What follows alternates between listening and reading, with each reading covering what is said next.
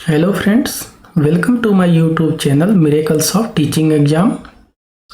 Friends, अगर आप मेरे चैनल पर पहली बार आए हैं तो चैनल को सब्सक्राइब कर लीजिए तथा बगल में बने हुए बेल आइकन को ज़रूर प्रेस कर दें ताकि आगे आने वाली लेटेस्ट वीडियो की नोटिफिकेशन आपको सबसे पहले प्राप्त हो। ओके फ्रेंड्स, आगे बढ़ने से पहले मैं आपको बता दूं, अगर आप किसी भी टीचिंग एग्ज़ाम की तैयारी करना चाहते हैं तो आप हमारे channel miracles of teaching exam से जुड़ सकते हैं। ओके फ्रेंड्स, आज मैं फिर हाजिर हूं एक नए वीडियो के साथ। आज के वीडियो में हम रीजनिंग के टॉप 30 क्वेश्चन करने वाले हैं जो बीपीएससी टीआरई 3 के लिए बहुत ही महत्वपूर्ण है। तो फ्रेंड, बिना देरी किए चलिए स्टार्ट करते हैं। ओके फ्रेंड्स, जैसा कि स्क्रीन पे आप पहला क्वेश्चन देख पा रहे होंगे, एक घनाभ 9 सेंटीमीटर गुणा 15 सेंटीमीटर गुणा 18 सेंटीमीटर को 3 सेंटीमीटर के छोटे घन में काटा जाता है, तो छोटे घन की कुल संख्या ज्ञात कीजिए। तो ओके फ्रेंड्स, जब कभी भी ऐसा क्वेश्चन आए तो ऐसे क्वेश्चन को करने का क्या ट्रिक होता है मैं आपको बता देता हूं। छोटे घन की कुल संख्या, तो फ्रेंड लिख लीजिए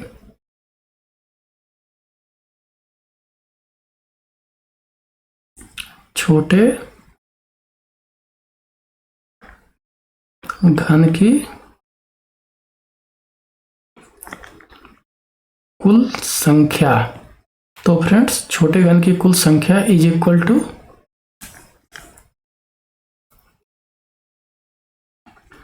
बड़े घनाभ का घन बट्टे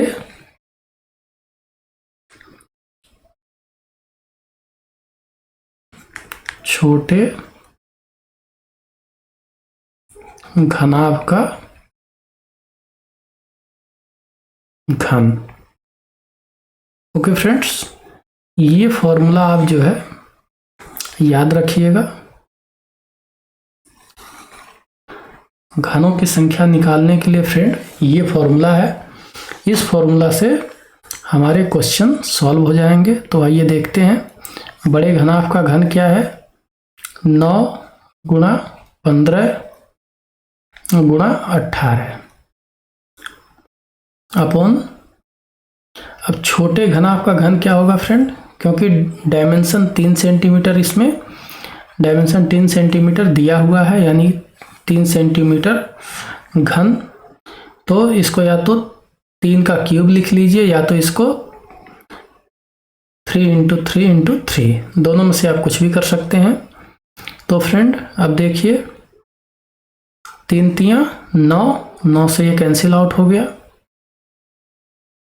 और 3 छक 18, 6 बार डिवाइड हो जाएगा। अब देखिए फ्रेंड क्या आएगा, 15 छक 90। ये फ्रेंड हमारा आंसर हो गया 15 छक 90। तो हमारा ए पार्ट आंसर हो जाएगा। तो अगर इस डायमेंशन का कोई घनाभ है उसको 3 सेंटीमीटर के छोटे घन में काटा जाएगा, तो छोटे घनों की कुल संख्या क्या हो जाएगी फ्रेंड, 90 घन। तो इस ट्रिक से आप जो है लगा सकते हैं। आइए फ्रेंड नेक्स्ट देखते हैं, ये बहुत ही अच्छा क्वेश्चन है। एक ठोस बड़े घन को 2 सेंटीमीटर भुजा वाले छोटे 125 घनों में विभाजित किया जाता है, तो बड़े ठोस घन की भुजा की लंबाई क्या होगी। ओके फ्रेंड्स, जैसा हमने क्वेश्चन अभी किया था ये वाला सेम यही फॉर्मूला अब इस क्वेश्चन में भी लगेगा। तो वहाँ पे फ्रेंड घनों की क्या था, ये संख्या पूछा था, लेकिन यहाँ पे क्या किया है इन्होंने, घनों की संख्या दे दिया है। तो सेम वही फॉर्मूला लगा देंगे फ्रेंड। टोटल घनों की संख्या इज इक्वल टू, टोटल घनों की संख्या क्या है, 125 इज इक्वल टू बड़े घनाभ का घन। तो फ्रेंड इसमें तो बड़े ठोस घन की भुजा की लंबाई पूछ रहा है, तो मान लीजिए ठोस घन के भुजा की लंबाई क्या है, x है। ओके फ्रेंड, तो हमारा फॉर्मूला क्या कहता है, बड़े घनाभ के का घन, तो घन क्या हो जाएगा x का क्यूब। ओके फ्रेंड, बटे छोटे घनाभ का घन, तो छोटे घनाभ का घन क्या हो जाएगा, इसकी भुजा क्या है 2 सेंटीमीटर, तो इसका घन क्या हो जाएगा क्यूब। यहाँ घन को ही फ्रेंड इंग्लिश में क्यूब कहते हैं, तो इससे आप कंफ्यूज मत हो जाइएगा, या तो मैं घन बोलूं या तो क्यूब बोलूं, वो एक ही चीज है। किसी की घात 3 हो जाती है तो उसको घन या क्यूब कहते हैं। ओके फ्रेंड, तो ये हो गया। अब देखिए इसको फ्रेंड क्रॉस मल्टीप्लिकेशन कर दीजिए, तो ये इधर आ जाएगा और ये इधर आ जाएगा, तो x cube is equal to 125 गुणा 2 की पावर 3। अब इसको सॉल्व कर लीजिए फ्रेंड। 125 को क्या लिख सकते हैं 5 का क्यूब इंटू 2 को क्या लिख सकते हैं, ये 2 का क्यूब लिखेंगे इसको। ओके फ्रेंड, अब घात देख रहे हैं आप, सेम घात है, तो फ्रेंड सेम घात से सेम घात क्या होते हैं, कैंसिल आउट हो जाते हैं। तो x is equal to 5 into 2 यानी कि 10। ओके फ्रेंड, तो हमारा आंसर क्या हो गया, ए पार्ट 10 सेंटीमीटर। तो बड़े घन की भुजा की लंबाई क्या हो जाएगी 10 सेंटीमीटर। आइए फ्रेंड नेक्स्ट क्वेश्चन देखते हैं। एक घन को सभी तरफ से लाल रंग से रंगा जाता है, फिर इसे 27 बराबर भागों में काटा जाता है। कितने घन केवल एक तरफ से रंगे हुए हैं। तो फ्रेंड इसके लिए जो है आइए एक ट्रिक देख लेते हैं। ट्रिक क्या है, यदि एक घन की सभी भुजाओं पर रंग करके उसे समान भुजा के घनों में काटा जाता है, घनों की संख्या जिनके 3 सतह रंगीन है। तो फ्रेंड 3 सतह कौन कौन से होते हैं वो रंगीन, वो जो कॉर्नर होता है घन का उसी की केवल 3 सतह रंगीन होंगे। तो कॉर्नर कितने होते हैं, टोटल एक घन में 8 कॉर्नर होते हैं, इसलिए इसका आंसर हमेशा 8 आएगा, पहली चीज। दूसरा, घनों की संख्या जिनके 2 सतह रंगीन है। तो फ्रेंड इसके लिए क्या फॉर्मूला है 12 इंटू n माइनस 2। अब n क्या होता है फ्रेंड, जहां n बड़े घन की एक भुजा पर कटे हुए छोटे घनों की संख्या है। ओके फ्रेंड, ये मैं अभी आपको बताता हूं कैसे होगा। जैसे मान लीजिए ये एक घन है,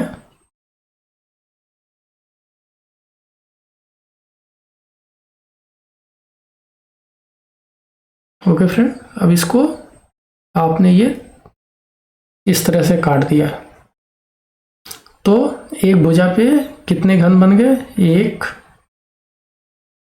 2 और ये 3। तो n बराबर क्या आ गया यहाँ से 3। तो एक भुजा पे जितनी घन बन रहे हैं वही उसका n की वैल्यू हो गई 3। ओके फ्रेंड, ये n यहाँ से आया। तो घनों की संख्या जिनके 2 सतह रंगीन है 12 इंटू n माइनस 2। घनों की संख्या जिनके एक सतह रंगीन है 6 इंटू n माइनस 2 का होल स्क्वायर। और घनों की संख्या जिनके 0 सतह रंगीन है n माइनस 2 का होल क्यूब। ओके फ्रेंड, तो ये हमारा फॉर्मूला है। अब आइए अपने क्वेश्चन को देख लेते हैं। तो क्वेश्चन में वही है, सारे सतहों को रंग दिया जाता है और 27 बराबर भागों में काटा जाता है। टोटल घन कितने तैयार हुए फ्रेंड 27। तो अब हमें देखना है कितने घन का केवल एक सतह रंगा हुआ है। तो इसका क्या फॉर्मूला था फ्रेंड, केवल एक सतह रंगीन वाले घनों की संख्या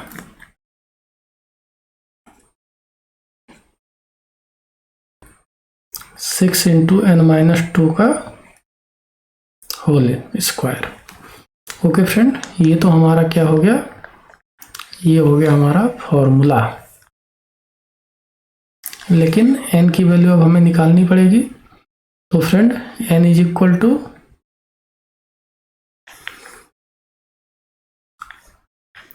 तो जितने घनों की संख्या होती है फ्रेंड वो n क्यूब होता है। n cube is equal to 27। तो n cube is equal to 27 को क्या लिख सकते हैं फ्रेंड, 3 का क्यूब। तो क्यूब और क्यूब कैंसिल आउट हो गए, तो n इज इक्वल टू क्या हो गया, 3। ओके फ्रेंड, अब आइए इस क्वेश्चन में इसको वैल्यू रख देते हैं। n 3 हो गया तो 6 इंटू 3 माइनस 2 का स्क्वायर। तो अब देखिए 3 माइनस 2 मतलब 1 और 1 का स्क्वायर 1 ही होगा। तो आंसर हमारा क्या आ जाएगा फ्रेंड, 6। अर्थात ऐसे 6 घन होंगे जिनका एक तरफ से सतह रंगीन होगा। ओके फ्रेंड, आइए नेक्स्ट क्वेश्चन देख लेते हैं। 4 इंच आकार वाले एक ठोस घन के विपरीत पलकों के जोड़े लाल, हरे और काले रंग से रंगे हुए हैं। इस ठोस घन को 1 इंच के घन में काटा गया। कितने घन के किसी फलक पर कोई रंग नहीं है। ओके फ्रेंड, तो इसका फॉर्मूला क्या था हमारा, 0 सतह रंगीन वाले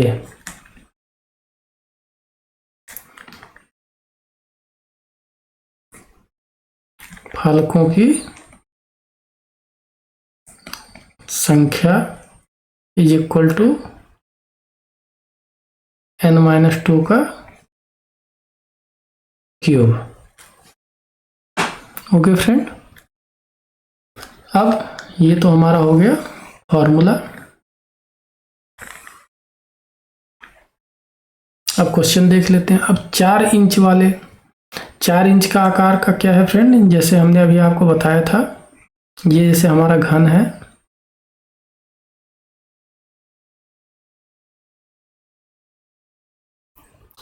अब ये 4 इंच का है, तो 1 इंच के कितने घन कट जाएंगे फ्रेंड, इसमें 4 घन कट जाएंगे। इस तरह से हम करेंगे तो हमारा ये 4 घन कट गए, तो n की वैल्यू क्या आ गई, 4। ओके फ्रेंड, अब आइए क्वेश्चन देख लेते हैं।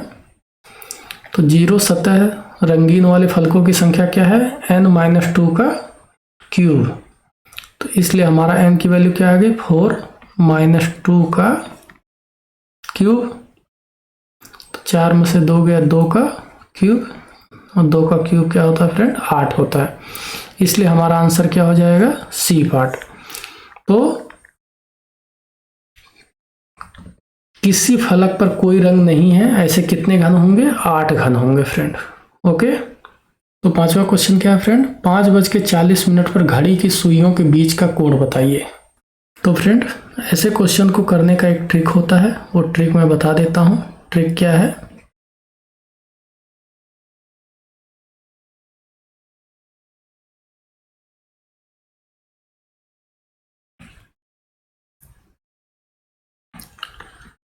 घड़ी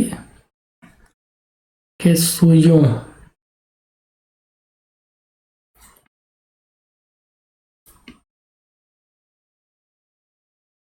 के बीच का कोण is equal to 11/2 into minute. उसके बाद फ्रेंड जो है एक ऐसा निशान लगाइए, इसका मतलब होता है माइनस, जो बड़ा है उसमें से छोटा घटा देना है, इंटू 30 इंटू घंटा। ओके फ्रेंड, ये तो हमारा क्या हो गया, फॉर्मूला हो गया। आइए फ्रेंड अपना क्वेश्चन देख लेते हैं। 5:40 पर घड़ी की सुइयों के बीच का कोण। तो फ्रेंड कोण क्या हो जाएगा, वही फॉर्मूले पे अप्लाई कर दीजिए। क्या है 11/2 मिनट। मिनट हमारा कितना है 40 मिनट। और उसके बाद ये माइनस का साइन लगाइए। 30 गुणा घंटा। घंटा क्या है फ्रेंड हमारा 5 घंटा, यानी 5:40 में 5 घंटा हो गया। अब इसको सॉल्व कर लीजिए। 20 11 दूना 22 220 माइनस 5×3 = 15 150।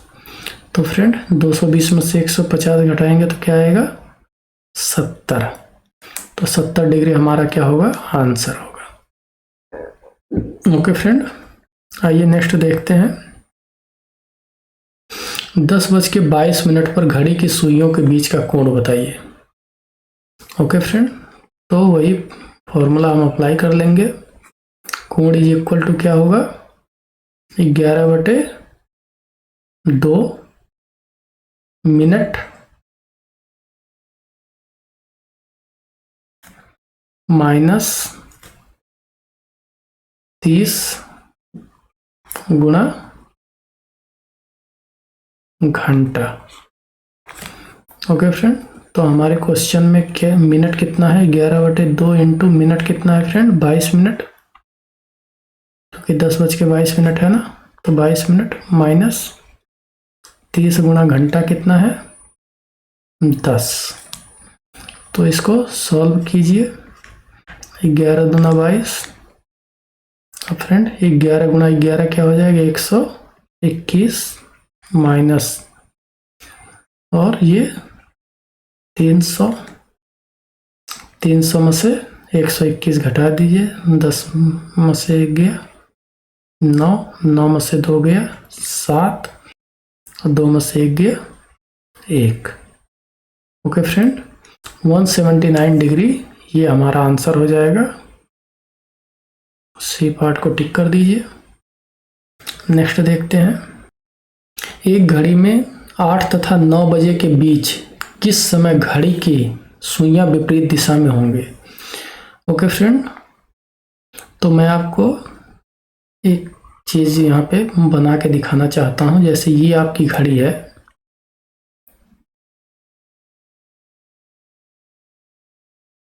बारह 1 2 3 4 5 6 7 8 9 10 11। ओके फ्रेंड, अब क्वेश्चन में क्या कह रहा है कि 8 और 9 बजे के बीच किस समय घड़ी की सुइयां विपरीत दिशा में होंगे।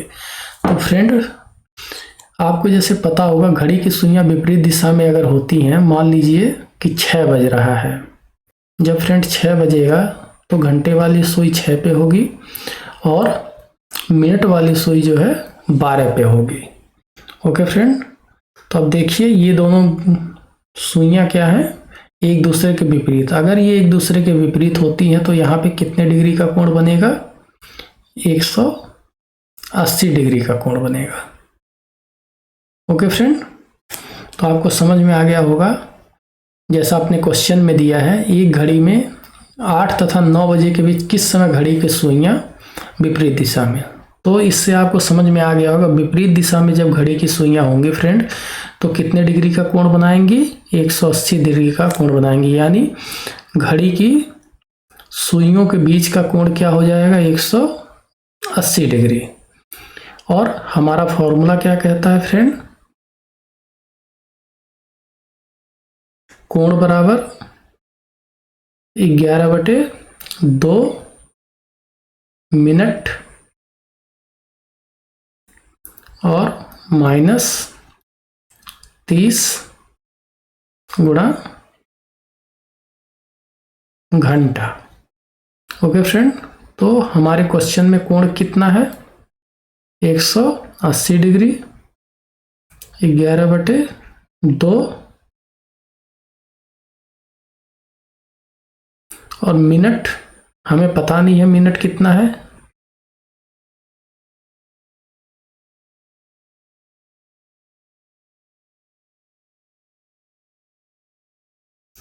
माइनस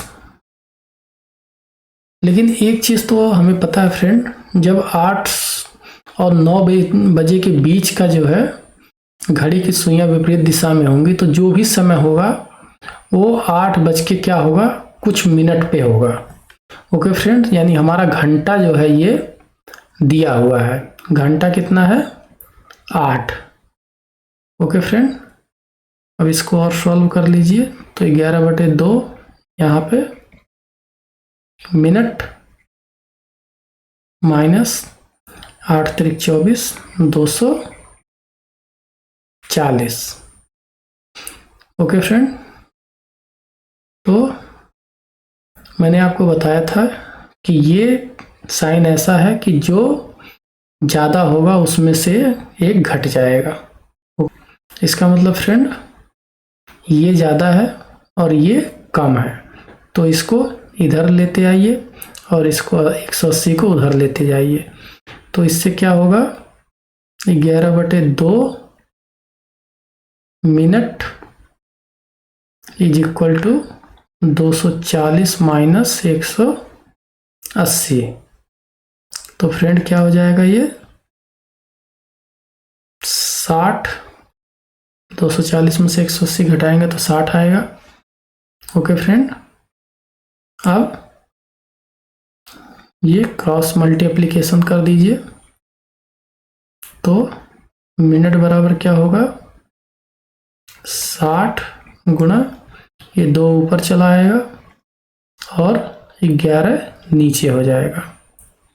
ओके फ्रेंड, तो 60 दूना क्या हो जाएगा, 120/11। तो हमारा मिनट क्या हो जाएगा फ्रेंड, इसको अगर सॉल्व करेंगे तो 11 दहाइम 110 सही 10/11। 11 दहाइम 110 और 10 120/11। तो मिनट हमारा क्या हो जाएगा फ्रेंड ये, और घंटा क्या था 8, तो यहाँ पे ये हो जाएगा 10 सही 10/11। तो फ्रेंड 8:10 सही 10/11 मिनट पे घड़ी की सुइयां एक दूसरे के विपरीत दिशा में होंगी। तो फ्रेंड हमारा कौन सा आंसर हो गया, आंसर सी पार्ट, 8:10 सही 10/11 मिनट। ओके फ्रेंड, तो ये फॉर्मूला लगाइएगा, क्वेश्चन बहुत आसानी से हो जाएगा।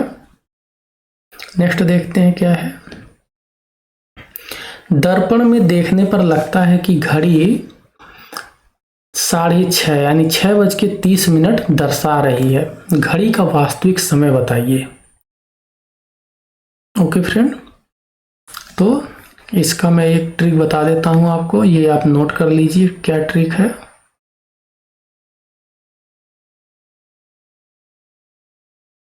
इसका ट्रिक है वास्तविक समय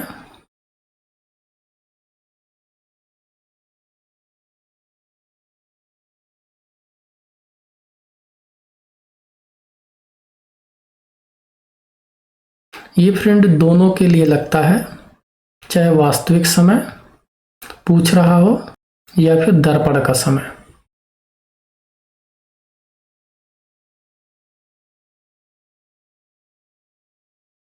ये ट्रिक दोनों में लगेगा फ्रेंड। अगर वास्तविक समय दिया है तो आप दर्पण का समय इसी ट्रिक से निकाल सकते हैं, अगर दर्पण का समय दिया है तो इसी ट्रिक से आपका वास्तविक समय आ जाएगा। ट्रिक क्या है, वास्तविक समय या दर्पण समय इज इक्वल टू क्या होगा, 11 माइनस घंटा। ओके फ्रेंड, ये तो आपका घंटा हो गया, वो मैं अभी बताता हूँ क्या है, फॉर्मूला लिख लेता हूँ, 60 माइनस मिनट। ओके फ्रेंड, अब ये हमारा जो पोर्शन है ये इससे घंटा निकल के आएगा और इससे मिनट निकल के आएगा। तो क्वेश्चन में देख लेते हैं, क्वेश्चन से बहुत ही क्लियर हो जाएगा आप लोगों को। घड़ी क्या दर्शा रही फ्रेंड, 6:30 यानी 6 घंटा और 30 मिनट हो गया। तो घड़ी का वास्तविक समय, तो फ्रेंड वास्तविक समय बराबर, अब इसी फॉर्मूले में रख दीजिए, 11 माइनस घंटा क्या है 6, इतने बज के 60 माइनस मिनट क्या है 30। ओके फ्रेंड, तो 11 में से 6 गया 5, बज के 60 में से 30 गया 30। तो फ्रेंड वास्तविक समय क्या हो रहा होगा उस समय 5:30। तो कौन सा आंसर हो जाएगा, बी पार्ट। नेक्स्ट देखिए, अमित ने कहा यह लड़की मेरी माँ के पोते की पत्नी है, तो अमित लड़की से कैसे संबंधित है। तो फ्रेंड ये ब्लड रिलेशन वाले क्वेश्चन हैं। ब्लड रिलेशन के क्वेश्चन को करने का कुछ ट्रिक है, वो मैं आपको बता देता हूं। जैसे मेल के लिए प्लस लिखेंगे, फीमेल के लिए माइनस का साइन हम देंगे। ओके फ्रेंड, और पति पत्नी के लिए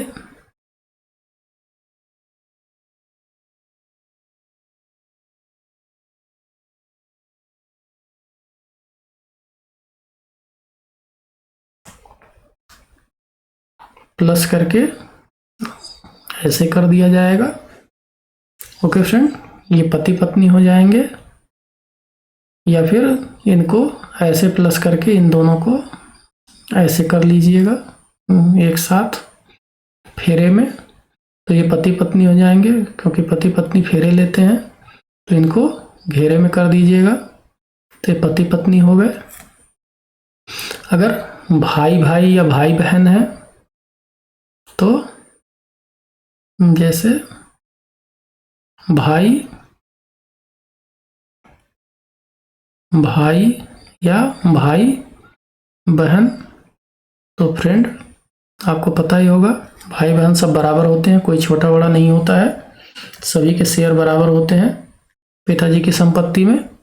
तो इसलिए सबको बराबर कर दो, इसलिए इसके लिए बराबर का साइन ले लीजिए। उसके बाद पिता पुत्र में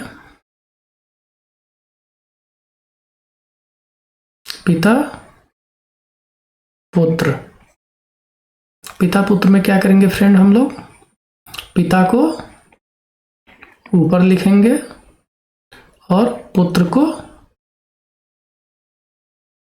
नीचे लिखेंगे। इसी तरह से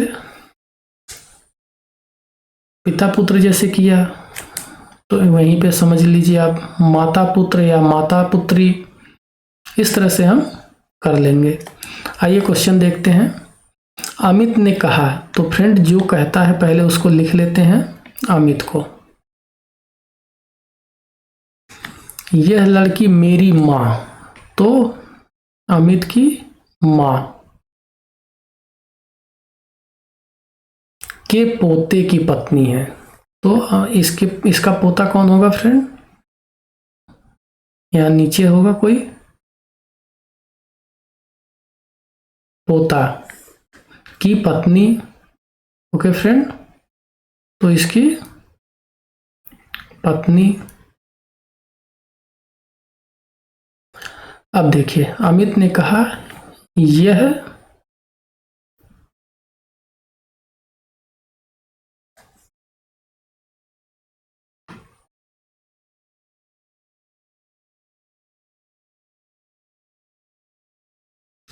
अमित ने कहा यह लड़की, तो फ्रेंड ये हो गई कोई लड़की मेरी माँ के पोते की पत्नी है। मेरी माँ यानी अमित की माँ के पोते की पत्नी। ओके फ्रेंड, ये हमने साइन बताया था, इन दोनों को पति पत्नी को अंदर कर लीजिए या यहाँ पे ही मान लीजिए ऐसे। तो अमित लड़की से कैसे संबंधित है, अब देखिए ये अमित का बेटा हो गया और उसकी ये वाइफ हो गई, तो अमित क्या हो गए, लड़की के ससुर हो गए। ओके फ्रेंड, तो हमारा आंसर क्या हो जाएगा? डी पार्ट, ससुर। आइए नेक्स्ट देखते हैं। तो फ्रेंड, इस क्वेश्चन को करने से पहले मैं आप लोगों से जानना चाहता हूं कि आप लोगों को ये क्लास कैसा लग रहा है। आई होप बहुत ही अच्छा लग रहा होगा, क्योंकि सारे क्वेश्चन को मैं उन शॉर्ट ट्रिक से करवा रहा हूं जो आपकी तैयारी को सिलेक्शन के लेवल पर ले जाएगा। तो फ्रेंड, अगर क्लास अच्छी लग रही हो तो वीडियो को एक लाइक ज़रूर कर दीजिए। लाइक करने में कोई पैसे नहीं लगते हैं, लेकिन आपका लाइक फ्रेंड मुझे प्रमोट करता है कि मैं आप लोगों के लिए और अच्छे इंपॉर्टेंट क्वेश्चन और ट्रिक लेकर के आऊं, जिससे आपकी तैयारी बूस्ट हो। तो फ्रेंड, आइए देखते हैं ये क्वेश्चन। सेम उसी तरह वही लॉजिक हम अपनाएंगे, जो हमने ट्रिक आपको बताया है उसको माइंड में रखिएगा। श्याम रिया का भाई है। ओके फ्रेंड, तो यहाँ पे लिख लेते हैं क्या? श्याम भाई के लिए क्या किए थे हमने? बराबर किसका भाई है? रिया का। मोहिनी अनुज की माता है। तो फ्रेंड, ब्लड रिलेशन के क्वेश्चन को करने के लिए एक चीज हमेशा ध्यान रखिएगा, हमारा लिंक टूटना नहीं चाहिए। अब जैसे श्याम और रिया हमने लिखा है, तो हमें वही सेंटेंस पकड़ना है जिसमें श्याम और रिया कहीं हों, क्योंकि अगर वो नहीं होंगे तो फिर हमें दिक्कत होगी। इसलिए क्वेश्चन को आसान बनाने के लिए उसी चीज़ को पकड़िए जो हम पहले लिख लें, वही सेंटेंस पकड़िए जिसमें ये दोनों हों। दोनों में से कोई एक हो उसको पकड़ लीजिए। ओके फ्रेंड, अब देखिए मोहिनी और अनुज, ये इन दोनों से कोई रिलेशन अभी नहीं दिख रहा हमें, तो हम आगे बढ़ेंगे। रिया राम की बेटी है। अब देखिए ये रिया क्या है? ये राम की बेटी हो गई। ओके फ्रेंड, अनुज श्याम का भाई है। अब देखिए श्याम का भाई कौन हो गया? अनुज।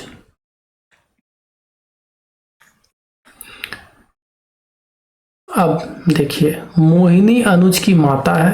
अब अनुज की माता कौन हो गई? मोहिनी। मोहिनी का राम से क्या संबंध है? मोहिनी का राम से क्या संबंध है? देखिए फ्रेंड, अनुज, श्याम और रिया क्या है? ये सब भाई बहन है, और रिया का पिता राम है। तो यानी कि फ्रेंड, अगर ये सब भाई बहन है तो इन सब का भी पिता कौन होगा? राम। और मोहिनी क्या है? अनुज की माता है, और अनुज के भाई बहन ये दोनों हैं, श्याम और रिया। तो यानी कि इन दोनों की माता क्या हो गई? मोहिनी, और इन सब के पिता हो गए राम। यानी कि ये दोनों क्या हो गए फ्रेंड? मोहिनी पत्नी हो गई, और ये राम पति हो गए। ओके फ्रेंड, तो हमारा क्वेश्चन क्या रहा? मोहिनी का राम से संबंध क्या है? तो मोहिनी का राम से संबंध यही कि मोहिनी राम की पत्नी है। ओके फ्रेंड, इसलिए हमारा आंसर क्या हो जाएगा? ए पार्ट।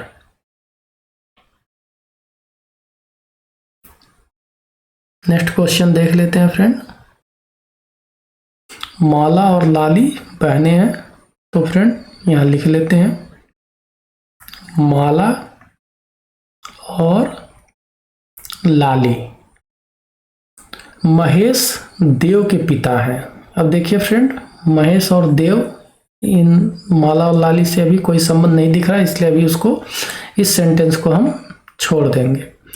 गार्गी माला और देव की माता है। तो फ्रेंड, गार्गी कौन है? माला और देव की माता है। तो जाहिर सी बात है, माला और देव दोनों की माता है, तो ये दोनों क्या हो जाएंगे? देव और माला भाई बहन हो जाएंगे। तो यहाँ देव लिख दीजिए, और इन दोनों की माता कौन है? गार्गी। ओके फ्रेंड, अब देखिए देव आ गए। अब देव वाले सेंटेंस देख लेते। तो महेश देव के पिता है। ओके फ्रेंड्स, देव के पिता कौन हो गए? महेश। महेश के पिता लाली से कैसे संबंधित हैं? अब फ्रेंड, यहाँ महेश के पिता लिख लीजिए। अब देखिए, महेश के पिता का देव कौन है? पोता है, और देव माला और लाली का भाई है। तो लाली क्या हो जाएगी? महेश के पिता की पोती हो जाएगी। तो महेश के पिता लाली से कैसे संबंधित हैं? यानी लाली के क्या हो गए? महेश के पिता दादाजी हो गए। तो आंसर हमारा क्या होगा friend? D part. Okay friend, next देखते हैं। अनिल और अभय भाई हैं, तो लिख लेते हैं फ्रेंड, अनिल और अभय क्या हो गए? ये दोनों भाई हो गए। स्वाति समीर की बेटी है। तो फ्रेंड, स्वाति समीर अभी आए नहीं, इसलिए अभी इसको छोड़ देते हैं।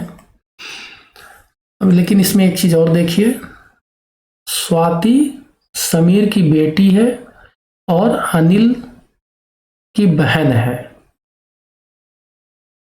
ओके फ्रेंड, अनिल की बहन कौन है? स्वाति। तो यहां पे लिख लीजिए, स्वाति अनिल की बहन हो गई, और स्वाति समीर की बेटी है। तो यहां लिख दीजिए समीर, समीर स्वाति के पिता हैं। अभय की माता समीर से कैसे संबंधित है?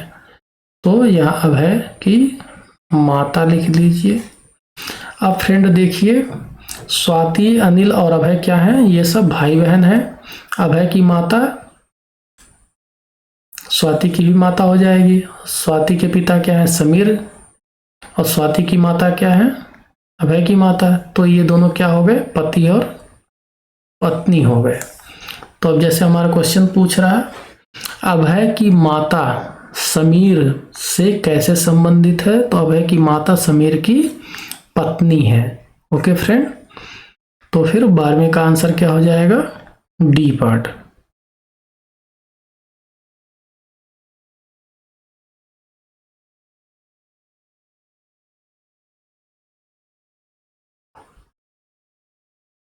आइए नेक्स्ट देखते हैं। एक व्यक्ति उत्तर की ओर मुंह करके खड़ा है। ओके फ्रेंड, तो डायरेक्शन वाले ये क्वेश्चन है। डायरेक्शन वाले क्वेश्चन को करने का मैं आपको एक ट्रिक बता देता हूं, इसको हमेशा आप ध्यान रखिएगा, इससे आपके बहुत क्वेश्चन हो जाएंगे। ठीक है फ्रेंड, अब जैसे मैंने आपको यहाँ पे लिख के दिखा दिया, ये क्या हो गया? ईस्ट, ये वेस्ट, ये नॉर्थ, ये साउथ। ये फ्रेंड आप अगर क्लॉकवाइज ऐसे करेंगे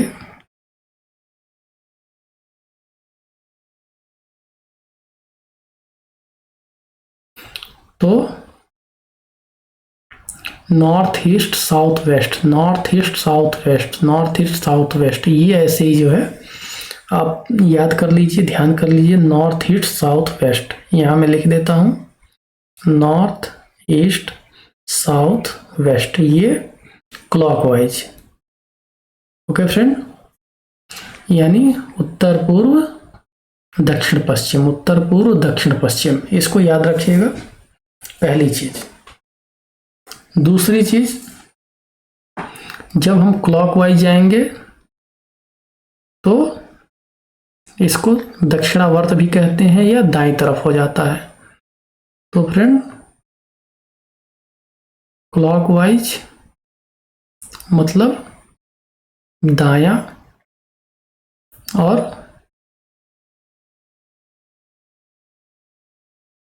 एंटी क्लॉकवाइज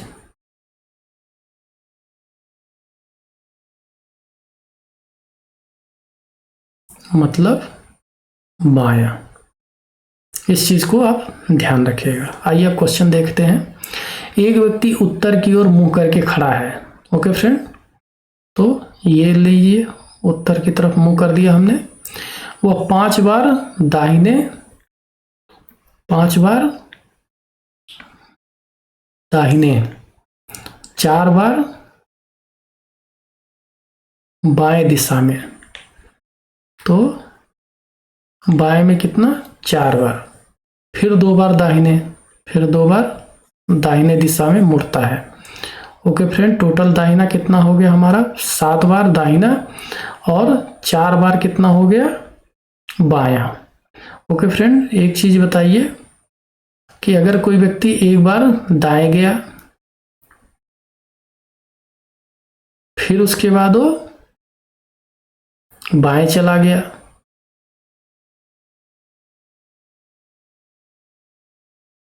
फिर उसके बाद वो दाहिने चला गया, फिर उसके बाद वो बाएं चला गया, तो इस तरह से अगर हम देखते हैं तो फ्रेंड क्या होता है कि उसके डायरेक्शन में केवल 2 ही डायरेक्शन आता है। क्या? वो जिधर को पहली बार जाएगा उसके बाद दूसरा डायरेक्शन, फिर वही डायरेक्शन आएगा, फिर मतलब 2 ही डायरेक्शन में वो जाता रहता है।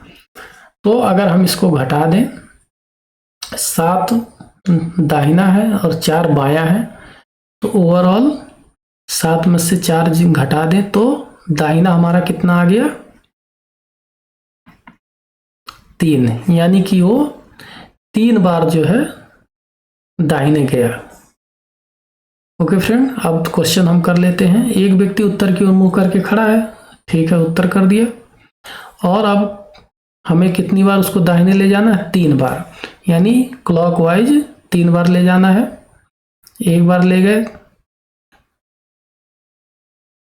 दूसरी बार ले गए क्लॉकवाइज, और तीसरी बार ले गए क्लॉकवाइज। ओके फ्रेंड, तो हमारा ये नॉर्थ है, ये साउथ, ये ईस्ट और ये वेस्ट। अभी उस व्यक्ति का मुंह किस ओर है? तो आप देखिए यहां से ध्यान से, किधर हो जाएगा? पश्चिम दिशा में। तो हमारा आंसर क्या होगा? B part. तो इस तरह से फ्रेंड आप इस क्वेश्चन को कर सकते हैं, बहुत आसान क्वेश्चन है। हमेशा ज़्यादा में से कम घटाइए, उसके बाद जो बचे, अगर दाहिने तरफ बचे तो क्लॉकवाइज ले जाइए, बाएं तरफ बचे तो एंटी क्लॉकवाइज ले जाइए। इस चीज़ को ध्यान रखिएगा, दायां क्लॉकवाइज, बायां anti clockwise. Okay friend, next question देखते हैं। एक व्यक्ति 3 बार दाहिने दिशा में मुड़ता है, अभी उसका मुंह उत्तर दिशा में है। अब फ्रेंड ये जो है उत्तर दिशा में उसका मुंह आ गया। कब? जब वो 3 बार दाहिने दिशा में मुड़ा। प्रारंभिक दिशा उसकी क्या थी? ओके फ्रेंड, तो अब देखिए, जब 3 बार वो दाहिने मुड़ा तब जाके उत्तर दिशा में उसका मुख आया। तो अगर हम 3 बार फिर से उसको बाएं कर दे तो वो वहीं पे पहुंच जाएगा। तो 3 बार इसको एंटी क्लॉकवाइज चला दीजिए, 1 2 3। तो इधर को क्या हुआ फ्रेंड? ये उत्तर है तो ये दक्षिण, ये पूर्व, ये पश्चिम। मैंने आपको बताया था उत्तर पूर्व दक्षिण पश्चिम, उत्तर पूर्व दक्षिण पश्चिम। ये क्लॉक वाइज हमेशा चलाते रहिए, डायरेक्शन आपका यही होगा। तो आंसर क्या आ जाएगा? पूर्व दिशा में, यानी कि उसका मुंह पूर्व दिशा में रहा होगा और वो 3 बार दाहिने चला तो उसका मुख कहाँ हो गया? उत्तर दिशा में हो गया। ओके फ्रेंड, तो हमारा आंसर क्या हो जाएगा? ए पार्ट। नेक्स्ट क्वेश्चन देख लेते हैं।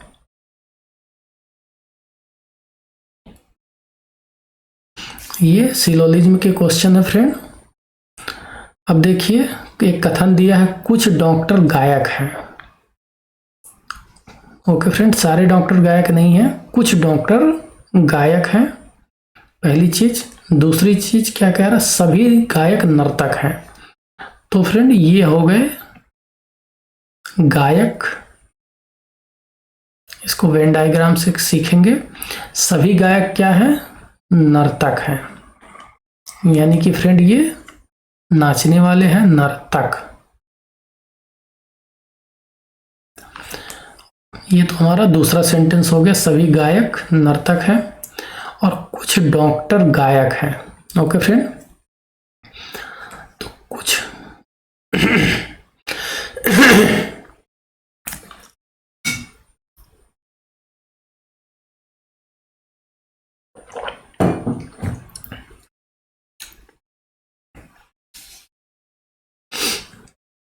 ओके फ्रेंड, और कुछ डॉक्टर गायक हैं। तो ये गायक वाले कितने हैं फ्रेंड? कुछ ही हैं।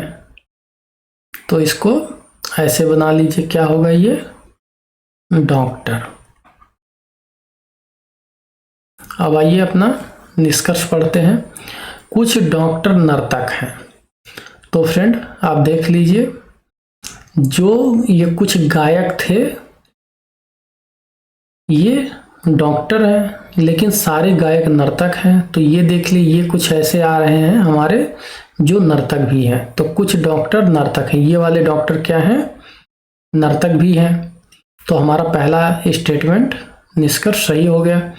कोई गायक डॉक्टर नहीं है, लेकिन हमारा तो स्टेटमेंट में ही दिख रहा कि कुछ गायक डॉक्टर हैं, इसलिए ये वाला स्टेटमेंट हमारा रॉन्ग हो गया। तो इसलिए हमारा आंसर क्या हो जाएगा फ्रेंड? केवल एक निष्कर्ष अनुसरण करता है। तो आंसर ए पार्ट। नेक्स्ट देखते हैं।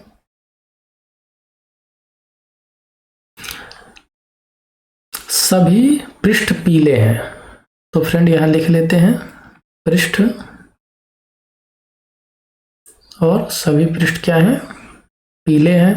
तो यहां इसको लिख लेते हैं पीला।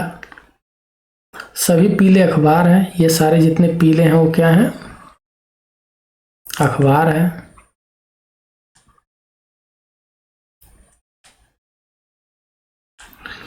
और कुछ अखबार राष्ट्रीय हैं।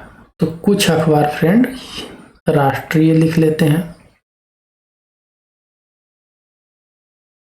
ओके फ्रेंड, एक तो इसको ऐसे बनाया जा सकता है, दूसरा एक और इसमें बन सकता है, जैसे सारे पृष्ठ जो है क्या है? पीले हैं, और सारे पीले क्या हैं? अखबार हैं। यहां तक तो ठीक है, वही रहेगा अखबार। अब जो बोला है कुछ अखबार राष्ट्रीय हैं। ओके फ्रेंड, कुछ अखबार राष्ट्रीय हैं, तो इसका डायग्राम ऐसे भी बन सकता है, ये राष्ट्रीय वाला। तो इसको इस तरह से भी बना सकते हैं। अभी एक डायग्राम और भी बना सकते हैं। अभी तो हमने क्या किया, ये तीनों में कर दिया। अभी केवल इतने से लाइए, दो डायग्राम में ऐसे भी बन सकता है। तो फ्रेंड आइए इससे केवल निष्कर्ष निकाल लेते हैं। कुछ राष्ट्रीय पीले हैं। ओके फ्रेंड, तो हमारा पीला वाला पोर्शन क्या है? ये, और राष्ट्रीय वाला ये है। तो यहां से अगर देखें तो कुछ राष्ट्रीय पीले हैं, ये सेंटेंस फिट नहीं हो रहा क्योंकि ये पीले नहीं है, इसलिए ये वाला निष्कर्ष गलत हो गया। कुछ अखबार पृष्ठ हैं।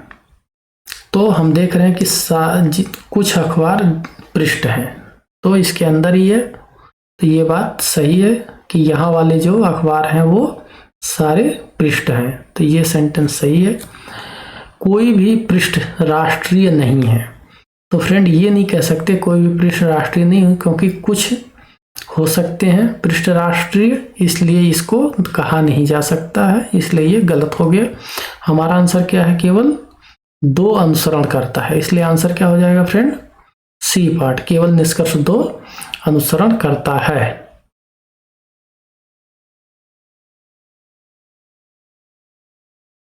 ओके फ्रेंड, नेक्स्ट क्वेश्चन देख लेते हैं। सभी नावें जहाज हैं। ओके फ्रेंड, तो हमारी ये सारी नावें क्या हैं?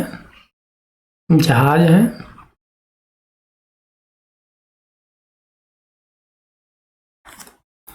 कुछ जहाज कार हैं। ओके फ्रेंड, अब देख लीजिए यहाँ पे हम क्या लिख दिए? कार। ये कुछ जहाज को कार बना दिए। और दूसरा भी बना सकते हैं, ये क्या है? सारी नावें जहाज हैं, और कुछ जहाज कार हैं। तो फ्रेंड इसको ऐसे भी लिख सकते हैं, कुछ जहाज कार है। अब निष्कर्ष क्या निकला? कुछ कार जहाज हैं, कुछ कार जहाज हैं। अब यहां से देखिए, कुछ कार जहाज हैं और यहाँ भी कुछ कार जहाज हैं। ये पहला स्टेटमेंट सही हो गया। सभी कार नाव हैं। तो फ्रेंड इधर वाले कार ये जो हैं ये नाव नहीं है, इसलिए ये सेंटेंस निष्कर्ष दूसरा वाला गलत हो गया, इसलिए केवल पहला अनुसरण करता है। तो हमारा आंसर क्या हो जाएगा? ए पार्ट। नेक्स्ट देखते हैं फ्रेंड क्या है, MNOP। ओके फ्रेंड, इसका जो संबंध इससे है, यहाँ पे फ्रेंड एक डॉट और मारिए, ये अनुपात होता है। उसके बाद यहाँ पे इसको समानुपात कहते हैं। इसका जो संबंध इससे है उसी प्रकार इसका इससे क्या संबंध है। ओके फ्रेंड, तो देखते हैं हम MNOP। नेक्स्ट इसका संबंध क्या है? PQRS से, यानी कि फ्रेंड जहां से ये खत्म होता है वहां से ये दूसरा शुरू होता है। इन दोनों का यही संबंध है, जहां से ये खत्म होगा दूसरा वहां से शुरू होगा। तो इसी तरह से इसका भी संबंध होना चाहिए, जहां से ये पहला खत्म होगा दूसरा वहीं से शुरू होगा। तो EFGH, तो इसका संबंध कैसे होना चाहिए? जहां से ये खत्म हुआ यानी H पे खत्म हुआ तो H से ये शुरू होना चाहिए, HIJK, ये संबंध है। तो कौन सा आंसर हो जाएगा फ्रेंड? HIJK, पहला वाला आंसर हो जाएगा ए पार्ट। ओके फ्रेंड, नेक्स्ट देख लेते हैं। नेक्स्ट क्या है ये देखिए, 12 का जो संबंध 36 से है, 1/3 का संबंध हो इससे कैसे होगा, क्या होगा? ओके फ्रेंड, तो हम देखते हैं 12 3 36, 12 का ये क्या है? 3 गुना, यानी 12 का 3 गुना का संबंध है 36 का। तो इसका भी हम 3 गुना अगर करेंगे, 1/3 का 3 गुना करेंगे तो क्या होगा फ्रेंड? 1 आ जाएगा। तो हमारा आंसर क्या होगा? B part. ओके फ्रेंड, अब देख लेते हैं 20 क्वेश्चन। निम्न विकल्पों में से कौन सा विकल्प नीचे दिए हुए शब्दों का सार्थक क्रम दर्शाता है? ओके फ्रेंड, अब देखते हैं, हमें क्रम देखना है, किस क्रम में ये लगाया जाए कि ये एक सार्थक क्रम बने। तो देखिए फ्रेंड, सूत, उगाना, रुई, खाद, कपड़ा और बीज ये दिया हुआ है। तो सबसे पहले क्या होता है, खेत में हम क्या करते हैं? बीज डालते हैं। तो 1 नंबर पे क्या आ जाएगा? बीज। फ्रेंड जब बीज डालते हैं तो उसके बाद क्या होती है, वो बीज के बाद क्या होगा, वो अंकुरित होकर के उसमें से छोटे से जो है पौधे निकलने शुरू होते हैं, यानी उगना शुरू होगा। जब उगना शुरू होगा तो इसको 2 नंबर लिख लीजिए। जब उगना होगा उसके बाद थोड़े से और बड़े होंगे तो हम उसमें क्या डालेंगे? खाद। खाद ये 3रे नंबर पे हो जाएगा। खाद डालेंगे। खाद के बाद जो है क्या होगा, हमें रुई प्राप्त होगी। रुई को हम 4थे नंबर पे कर लेंगे। रुई से क्या बनेगा? सूत बनेगा, ये 5वें नंबर पे हो जाएगा। और सूत से क्या बनेगा? कपड़े बनेगा, ये 6ठे नंबर पे हो जाएगा। ओके फ्रेंड, तो हमारा सीक्वेंस क्या बना? 6, उगने वाला 2, फिर उसके बाद खाद 3, यानी खाद यानी 4 नंबर, उसके बाद रुई बना 3 नंबर, उसके बाद सूत 1 नंबर, फिर उसके बाद कपड़े बना 5 नंबर। इसलिए आंसर हमारा क्या हो जाएगा friend? D part. Next question देख लेते हैं। एक घड़ी में 9 बजे हैं। यदि घंटे वाली सुई दक्षिण दिशा में है तो मिनट वाली सुई किस दिशा में होगी? तो फ्रेंड अभी मैंने आपको जो है एक फॉर्मूला रटाया था, क्या? उत्तर, पूर्व, दक्षिण और पश्चिम, ये क्लॉकवाइज में हमेशा ऐसी डायरेक्शन में चलेंगे, उत्तर पूर्व दक्षिण पश्चिम, उत्तर पूर्व दक्षिण पश्चिम। तो आइए इसमें यूज कर लेते हैं। एक घड़ी में 9 बजे हैं, तो फ्रेंड जब 9 बजता है तो कैसे बजता है? ये 9 और ये 12। ओके फ्रेंड, घंटे वाली सुई 9 पे होगी, मिनट वाली सुई 12 पे। यदि घंटे वाली सुई दक्षिण दिशा में, ओके फ्रेंड, दक्षिण यहाँ पे कर लिए तो हमारा, अब देखिए ये फॉर्मूला लग जाएगा उत्तर पूर्व दक्षिण पश्चिम। तो दक्षिण के बाद क्या आया? पश्चिम। क्लॉकवाइज जाएंगे तो ये क्या हो गया? पश्चिम। अब देखिए पूछ रहा है हमारे क्वेश्चन में मिनट वाली सुई किस दिशा में है। तो देख लीजिए मिनट वाली सुई कहाँ है? पश्चिम दिशा में। आंसर हमारा क्या होगा? B part.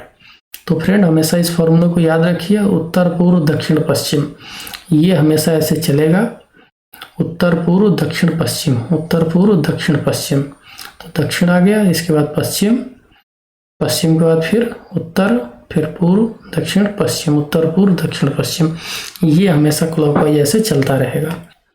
तो फ्रेंड क्वेश्चन नंबर 22, श्रृंखला को पूरा करें। क्या है श्रृंखला हमारी? CM, उसके बाद EK, उसके बाद GI, उसके बाद नेक्स्ट पूछ रहा क्या होगा। तो फ्रेंड ऐसे क्वेश्चन को करने के लिए सबसे अच्छा मैं ट्रिक आपको बता देता हूं, इससे आपको अगली सीक्वेंस क्या होगी वो दिखने लगेगा। इन लेटर्स का नंबर लिख लीजिए जिस प्लेस पे ये आते हैं। जैसे C 3 नंबर पे आता है, M 13 नंबर पे है, E 5 नंबर होता है, K 11 नंबर पे होता है, G 7 होता है, I 9 होता है।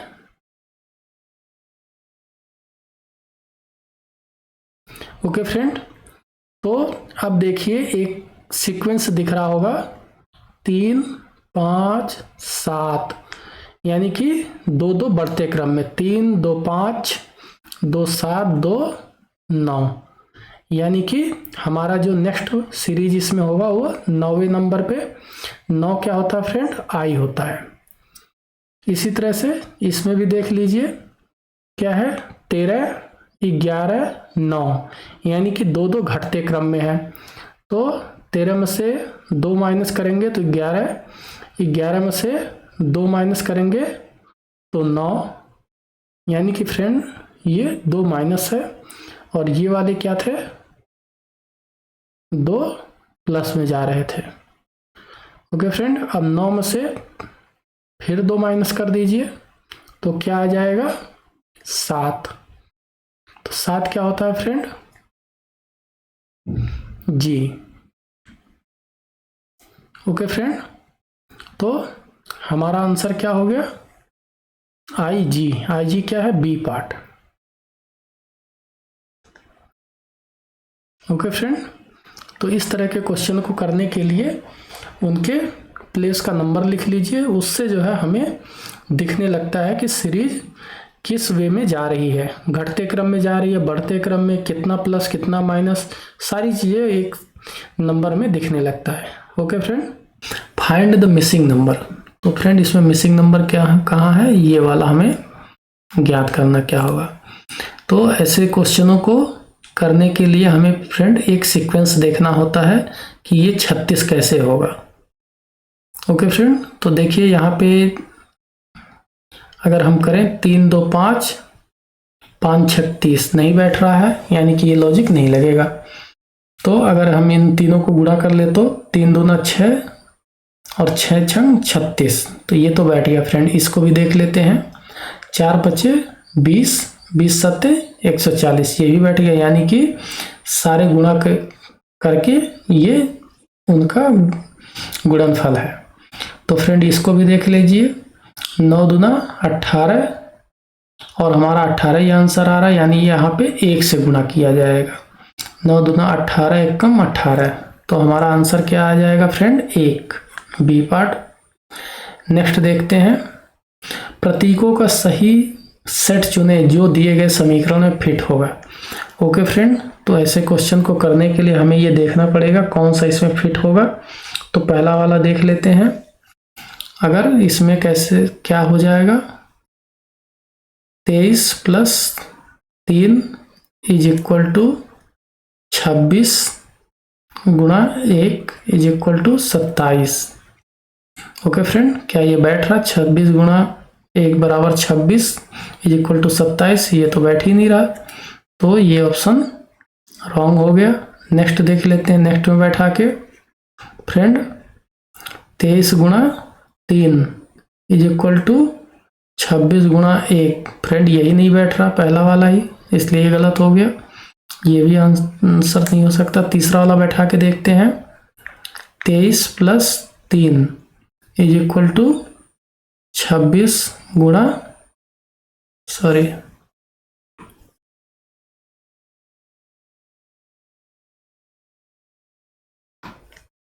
फ्रेंड तीसरे वाले में बैठा के देख लेते हैं।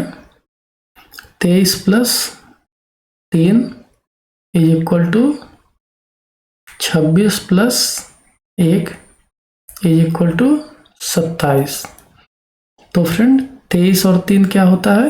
26, तो = 26 आया, यानी कि यहाँ तक तो सही है। 26 में अगर 1 जोड़ दें तो क्या हो जाएगा? 27, यानी कि ये 27 भी ठीक है, इसलिए जो है ये आंसर तो सही है। ओके फ्रेंड, अब नेक्स्ट वाला भी करके देख लेते हैं, लेकिन ये 3 गुणा में करने पे ये तो वैसे नहीं बैठ रहा था, इसलिए ये तो गलत है। तो हमारा answer C part. Okay friend,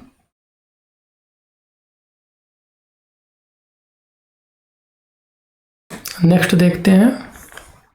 यदि ए बी से लंबा है, ओके फ्रेंड, इस क्वेश्चन को करने के लिए ऐसे बना लीजिए, ए क्या है? बी से लंबा है, परंतु सी से नाटा है। ये क्या है? सी से नाटा है, यानी छोटा है, तथा बी उतना ही लंबा है जितना डी, यानी बी और डी क्या है? बराबर है, परंतु ई से लंबा है। बी क्या है? उतना ही लंबा जितना डी, लेकिन ई से लंबा है। ये बी जो है वो किससे लंबा है?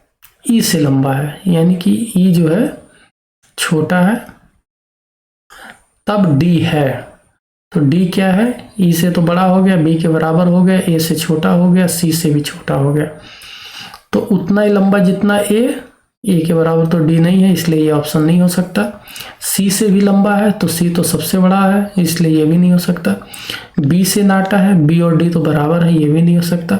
ए से नाटा है, ए से छोटा है, यानी नाटा है, इसलिए डी पार्ट आंसर सही है। नेक्स्ट देखते हैं फ्रेंड।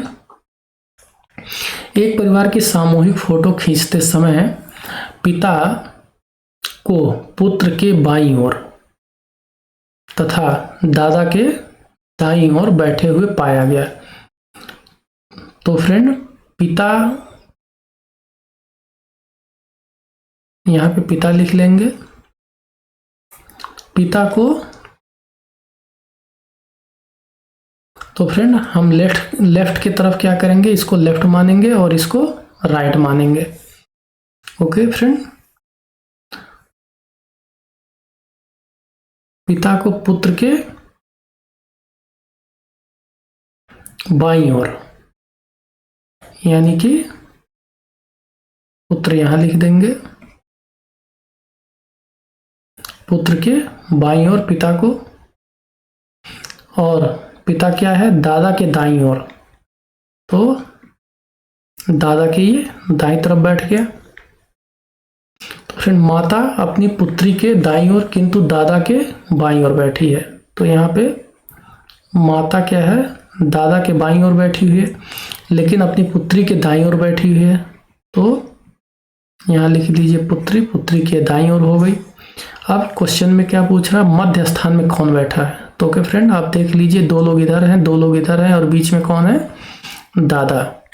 तो हमारा आंसर क्या हो जाएगा? मध्य में दादा बैठे हुए हैं। नेक्स्ट क्वेश्चन देखिए। YAR, यार को हमने क्या लिख दिया? बना दिया रे। ओके फ्रेंड, यार का संबंध वही है रे से, यार को क्या बन गया? रे। TCA को हम देखते हैं क्या बन गया? एक्ट, यानी वो पलट गया तो क्या बन गया? एक्ट। इसी तरह से यार पलट गया तो रे बन गया। तो फ्रेंड ये टैब क्या होगा? ये पलट जाएगा तो क्या बन जाएगा? BAT, bat. तो हमारा आंसर क्या हो जाएगा? D part, bat. नेक्स्ट देख लेते हैं।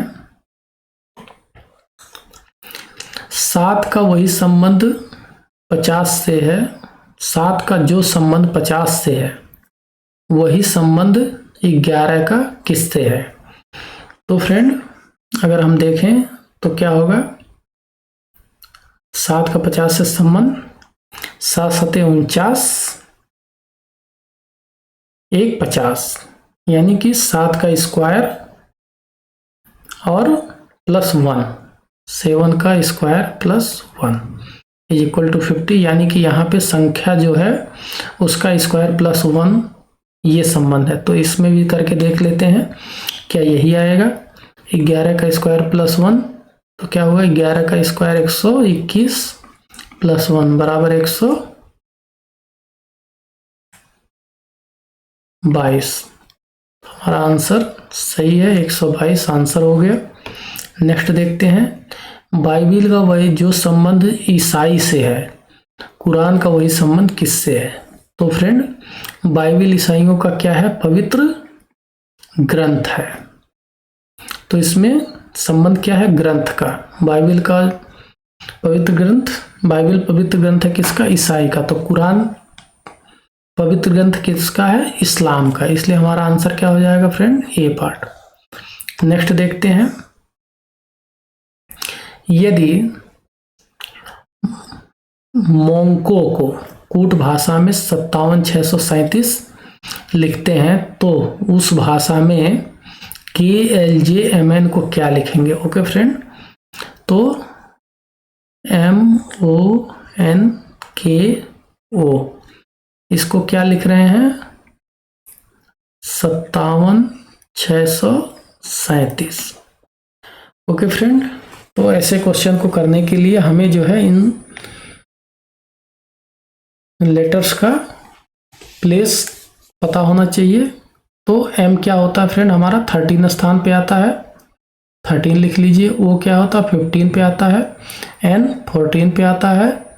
K 11 पे आता है और O 15 पे आता है। ओके फ्रेंड्स, तो अगर हम देखें तो इसके अंकों को, संख्या के अंकों का योग क्या है, 3 1 4, इसके 5 1 6, इसके 4 1 5, 1 1 2, 5 1 6। अब हम क्या देख रहे हैं फ्रेंड, हमारा जो डिजिट आ रहा है वो 4, लेकिन इनका 5, हमारा 6, इनका 7, हमारा 5 तो 6, हमारा 2 आ रहा तो इनका 3 आ रहा है, हमारा 6 है तो इनका 7, यानी कि जो भी आ रहा है इन संख्या के अंकों को जोड़ने पे उसमें जो है सब में एक और प्लस कर दिया। तो ये कूट भाषा में जो है हमारा कोड बना कि सब में एक प्लस कर दो। ओके फ्रेंड, तो इसमें एक प्लस कर दो, इसमें एक प्लस, इसमें एक प्लस, इसमें एक प्लस और इसमें एक प्लस कर दीजिए, तो हमारी कूट भाषा बन गई। इसी तरह से अब हम इसका देखेंगे जिसका पूछ रहा है KLJMN। तो K क्या होता है फ्रेंड, 11, L होता है 12, J 10, M 13, N 14। तो इसको जोड़ लिया, 2 3 1 4 और 5। तो फ्रेंड फाइनली हमने एक और जोड़ा था तो हमारी कूट भाषा बन गई थी। तो इसमें एक जोड़ेंगे तो क्या हो जाएगा, ये 3 में एक जोड़ेंगे 4, 1 में एक जोड़ेंगे 2, 4 में एक जोड़ेंगे तो 5, 5 में एक जोड़ेंगे तो 6। तो KLJMN को कूट भाषा में हम क्या लिख सकते हैं फ्रेंड, 3 4 2 5 6। तो हमारा आंसर देख लीजिए कोई है 34,256, 34,256, इसलिए हमारा आंसर क्या होगा फ्रेंड, बी पार्ट।